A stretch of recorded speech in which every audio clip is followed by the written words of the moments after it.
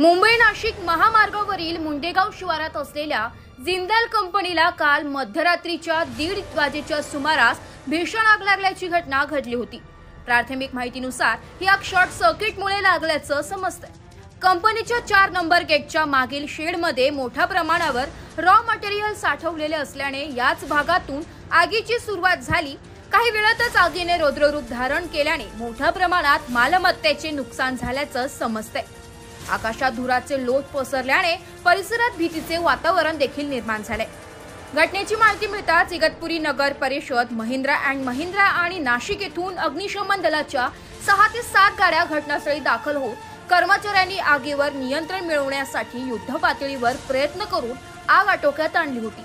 मात्र काही वेळातच आगीने पुन्हा रौद्ररूप घेतल्याचं समजतं। सुदैवाने या दुर्घटनेत कुठलीही जीवितहानी झाली नसून कंपनीच्या मालमत्तेचे मोठे नुकसान झाल्याचा अंदाज व्यक्त केला जाते। अग्निशमन दलाचे कर्मचारी आग विझवण्यासाठी आटोक्याचे प्रयत्न करत असून अद्यापपर्यंत ही आग नियंत्रणात येत नसल्याने अग्निशमन दलाच्या कर्मचाऱ्यांना अपयश आले आहे। यावेळी इगतपुरी तालुक्याचे राष्ट्रवादीचे पदाधिकारी गोरख बोडके यांनी घटनास्थळी जाऊन प्रशासनाला मदतीसाठी आवाहन करत जिंदाल कंपनीला सहकार्य केले आहे।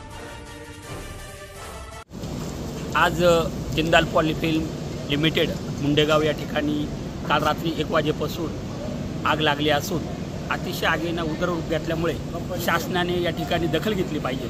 शासन स्तरावरून जिल्हाधिकारी सगळे या ठिकाणी जिल्ह्यामधल्या अग्निशामकच्या गाड्या, टँकर या ठिकाणी आले तर निश्चितपणे हे आग आटोक्यात येईल, कारण या आगीचं स्वरूप बाहेर नाही गेलं पाहिजे।